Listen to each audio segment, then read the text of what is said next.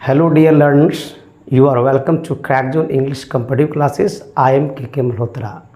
याद रखिएगा ये दो क्वेश्चंस है। Gap, you apologise, she will not forgive you. पहला डाउट क्वेश्चंस है जो कंजंक्शन बेस्ड है। याद रखिएगा ये मेरा नहीं है, ये आप ही लोग का क्वेश्चन है जो मैं बताने जा रहा हूँ। याद रखिएगा gap, you apologise, she will not forgive you. आपका ऑप्शन है although, because, since, unless. Although, याद रखिएगा अल्दो क्या है? एक कंजंक्शन है, ये शो करता है कॉन्ट्रास्ट को।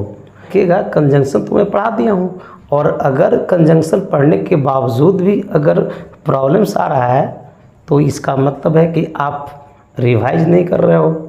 ओके, अल्दो क्या पढ़ाया गया था? Although it show contrast. याद रखिएगा ये कॉन्ट्रास्ट बताता है। कॉन्ट्रास्ट बताने के लिए आपके पास बहुत सारे कंजंक्शंस होते हैं। मैंने आपको बताया था कि येट होता है, बट होता है, दो होता है, अल्दो होता है, वाइल होता है, वेयरएज होता है। Gap, you apologise, she will not forgive you, यहाँ पे कॉन्ट्रास्ट नहीं है तो सर ये नहीं होगा।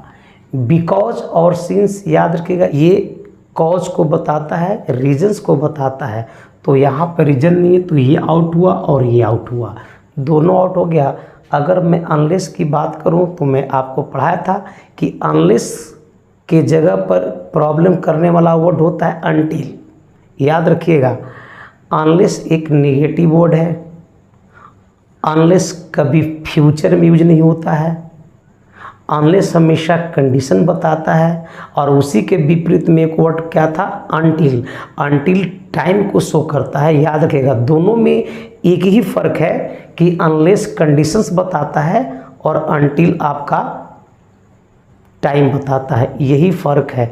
याद रखिएगा तो she will not forgive you, याद रखिएगा इन निगेटिव है।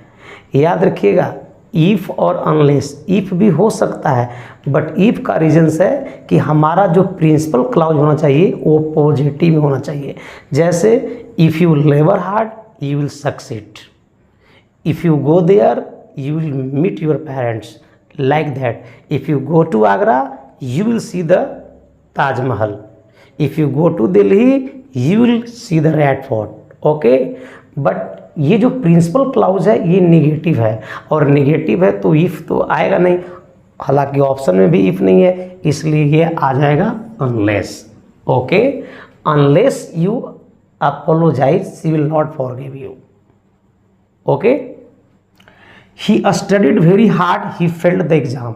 लिसन टू मी केयरफुली, यहाँ पर इन का भी प्रयोग किया जा सकता है।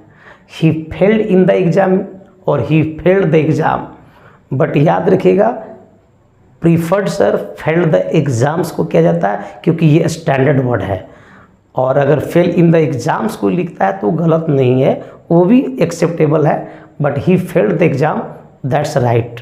ही फेल्ड द एग्ज़ाम, याद रखिएगा यहाँ पर अगर इन कोई लगाता है तो गलत मत काटिएगा।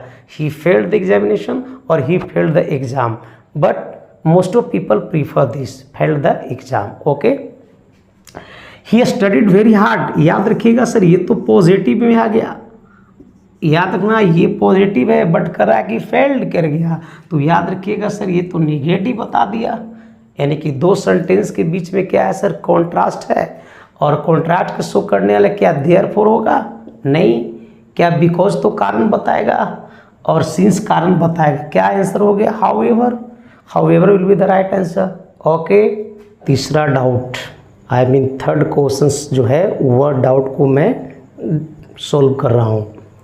Sita was late the heavy traffic. Listen to me carefully, क्या अल्दो होगा, अनलेस होगा, बिकॉज होगा, बिकॉज ऑफ होगा? तो याद रखिएगा ये तो रीजन बता दिया, और रीजन बताने के लिए हम आपको बिकॉज का प्रयोग बताए थे। तो अनलेस तो बताता है कंडीशन, आउट हुआ। अल्दो बताता है कॉन्ट्रास्ट, आउट हो गया। अच्छा, यहाँ पर भी बिकॉज के साथ ऑफ लगाओ, चूँकि बिकॉज यहाँ पर भी है, ये भी एक कारण ही बताता है। ओके, तो क्या बिकॉज होगा या बिकॉज ऑफ होगा? तो याद रखिएगा यदि आप बिकॉज का प्रयोग करते हो तो उसके बाद एक क्लाउज आता है, यानी कि एक सेंटेंस आपको आएगा, सब्जेक्ट वर्ब। ओके, तो यहाँ पर यहाँ पे द हैवी ट्रैफिक, ये क्लाउज नहीं है। अब क्लाउज नहीं है तो सर आपका ये आउट हो गया, आपका जो आंसर होगा वो होगा because of. Okay, so your answers will be D. Understand this point. Because और बिकॉज ऑफ में यही डिफरेंस है कि यदि बिकॉज का प्रयोग आप करते हो तो उसके बाद एक सेंटेंस आना ज़रूरी है, और आपको पता है कि एक सेंटेंस बनने के लिए सब्जेक्ट और वर्ब चाहिए, जो कि यहाँ पर नहीं है। अगर तुम इसको सब्जेक्ट मान लो तो फिर वर्ब गायब है, तो वर्ब तो है नहीं, तो फिर सेंटेंस कैसे बनेगा? इसलिए बिकॉज आउट हो गया, इसलिए बिकॉज ऑफ होगा। ओके, क्योंकि इसके साथ वर्ड्स चाहिए, नाउन चाहिए, ऐसा नहीं कि क्लाउड चाहिए। तो सर आपका because of that will be the right answer. Okay, gap, the weather was bad, याद रखिएगा मौसम क्या है? खराब था। इसका मतलब है कि दे डिसाइड, लोग डिसाइड कर लिया टू गो अहेड, आगे जाने का। इसका मतलब है कि सेंटेंस के बीच में कॉन्ट्रास्ट है, और यदि सेंटेंस के बीच में कॉन्ट्रास्ट हो तो आपको कौन सा कंजंक्शन का प्रयोग कीजिएगा? तो आप कहिएगा सर अल्दो का इस्तेमाल करेंगे। तो याद रखना, अनलेस तो कंडीशंस है, बिकॉज ऑफ हमारा रीज़न है, सिंस हमारा रीज़न है। आंसर देखिएगा डी, यहाँ पर अल्दो वर्ड है। Okay, D answer. Okay, my friend did not attend the meeting, gap he had an important appointment. याद रखना, यहाँ पर निगेटिव है, वहाँ पर पॉजिटिव है। इसका मतलब है कि he had an important appointment है, और यहाँ पर इसी चीज़ को बोला निगेटिव है। तो यानी कि दोनों बीच, सेंटेंस के बीच में क्या है? कॉन्ट्रास्ट है। यहाँ पर वह अटेंड नहीं किया, वहाँ पर इम्पोर्टेंट उसका अपॉइंटमेंट था। इसका मतलब है कि सेंटेंस के बीच में कॉन्ट्रास्ट है, और कॉन्ट्रास्ट को शो करने के लिए सर हम आपको क्या बताए, कौन सा कंजंक्शन करोगे? तो बोला कि सर अल्दो। अब अल्दो यहाँ पर देख लो, बिकॉज ये रीज़न है, ये कंडीशन है, ये रीज़न है, आंसर फिर से हो जाएगा डी। ओके, यही आप लोग का 5 डाउट क्वेश्चन था। ओके, यदि वीडियो पसंद आए तो लाइक, शेयर एंड सब्सक्राइब कीजिएगा। मिलते हैं अगले वीडियो में, तब तक के लिए धन्यवाद।